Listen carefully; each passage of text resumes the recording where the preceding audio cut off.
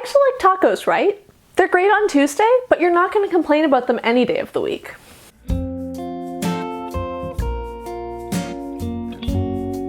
Hi everyone, Rosie here. Welcome back to my channel.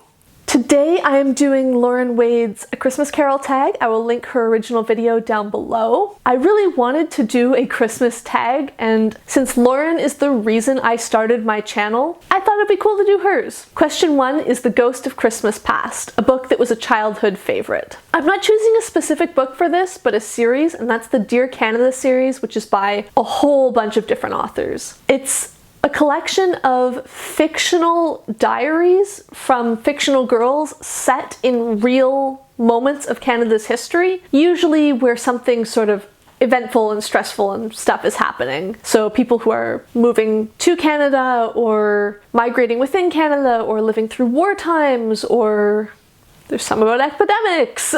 And these are just so great. I was so in love with these when I was in sort of middle school, I think. I collected them. I had all of them that had been published at that time. That was a long time ago, so I think I had maybe 14 or 15, and there's something like 40 of them published now. These books were incredible. They really helped spark my interest in history. They taught me so much about Canadian history. I gave away my collection to, I assume, a family friend years ago now, unless we still have them. If my sister or brother are watching this, text me, do we still have these books? But I'm pretty sure we gave them away to some family friend who was, you know, the perfect age for them. And I kind of would like to have them again someday. I feel like I'd even like to reread them as an adult because they were so great, and there's so many that I've never read because they've continued to be published since I grew out of them. So maybe someday when I've got my dream library that I talk about so much, I'll start collecting these again. Question 2 is The Ghost of Christmas Present,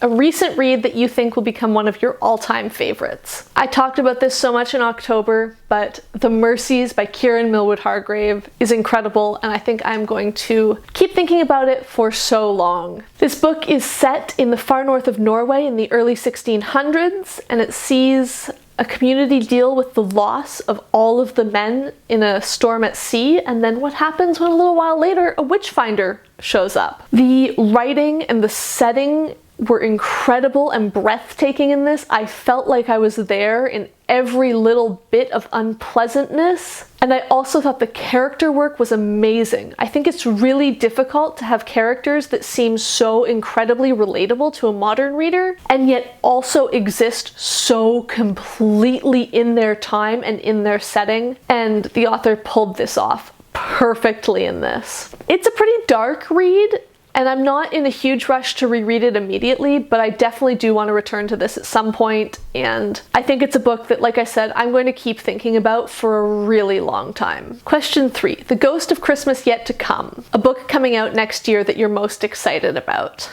I've already pre-ordered this one. It's Death in Daylesford by Kerry Greenwood, the 21st book in the Franny Fisher series, and I could not be more excited. To be fair, I don't really follow new releases that well. I usually find out that something's come out when everyone starts talking about it on booktube, but I saw this one somewhere, I don't even know where at this point, and I just immediately knew that, like, oh my god, I have to have it. I'm pre-ordering it immediately. I'm going to read it as soon as it arrives. I love this series so much, and it's such an auto buy for me. Oh, and I think I forgot to say, she travels to a spa town in this one, and of course when she shows up, there's murder. Question 4 is Bah Humbug, a book that everyone else loves that you can't stand. I feel like I've mentioned this one before. A Long Way to a Small Angry Planet by Becky Chambers. I just don't like it.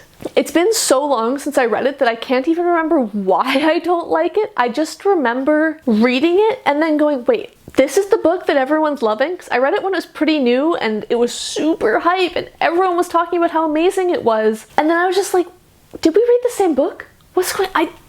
I did not like this at all. So I don't know. Maybe I should reread it at some point and figure out why I don't like it, but I didn't like it, so I don't want to read it again. There's so many books that I think I'm excited about that returning to ones I don't remember fondly is not something I'm really interested in. Question 5 is Bob Cratchit, an old dependable that you always recommend. This book needs no recommending at this point, but Hidden Figures by Margot Lee Shetterly is incredible. It's about the lives of 4 African-American women who worked at NASA during the space race as human calculators, so they were actually doing the math that allowed rockets to be launched and then, you know, space shuttles and capsules and whatever they were calling those things to be launched. And they were calculating trajectories and orbits and all of that sort of stuff. They lived fascinating lives. I knew nothing about them until this book and then the movie came out, so this was so interesting to read. The reason I chose to recommend this one is because most of the other books that I thought, ooh, that one would be a really good one to recommend, I then realized, well, no, I would recommend if they like this sort of thing, or if they're interested in that. And there were very few other books that I could think that I would recommend universally, like anybody, yes, read this book. Whereas Hidden Figures, I think whether you read a lot or you barely read at all, whether you read mostly fiction, mostly non-fiction, no matter what you're interested in, this book is awesome and I think most people can find something there. Question 6, Tiny Tim, an underhyped book you think deserves more love. I think this book is fairly well hyped in the literary world from what I've read in the introduction and the forewords and stuff, but I don't see it talked about much on booktube, and that is A Manual for Cleaning Women, Selected Stories by Lucia Berlin. So Lucia Berlin lived in absolutely extraordinary life from her childhood all the way through most of her adulthood. She did incredible things, she went to incredible places, she had so many experiences. One of those people where you read about all the stuff that happened to her and really go, wow, you crammed 5 lives into one. Well, her short stories aren't autobiographical. She definitely draws on all of those experiences to write the most incredible stories about life. I don't know how else to put them, but they're beautifully written, they're so interesting, and I highly recommend you check this book out because I want to see it talked about more. It's amazing. Question 7 is, today, why it's Christmas Day? What's a book that always gets you in the mood for Christmas, apart from A Christmas Carol?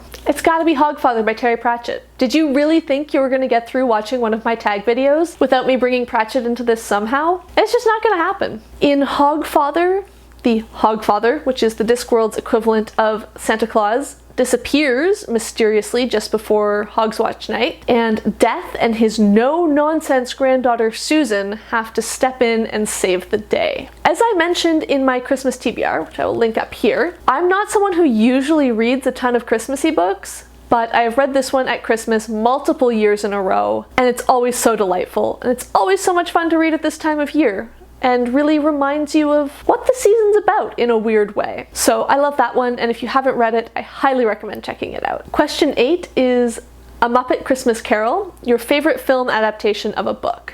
It's gotta be Lord of the Rings. Maybe I'm cheating because I've loved these movies since before I even read the books, so that feels kind of like it shouldn't count. But they are adaptations of books, and I adore them so much. I just cannot get enough of those movies. I have watched them for probably more than half my life now, and I love them more and more every single time. Question 9 is to tag some people. So I'm going to tag Nikki of Nikki's Books because she does so many tag videos and they are always so much fun to watch. I'm going to tag Jane of Lady Jane Books because again, she does great tag videos and also she does so much great seasonal content. I'm going to tag Nat of Nerdy Nat Reads because again, she does so many tags and they're so much fun, and I don't think she's done this one yet, so I actually get to tag her in one as opposed to the other way around. And for the same reason, I'm going to tag Emrita of Emrita by the Book,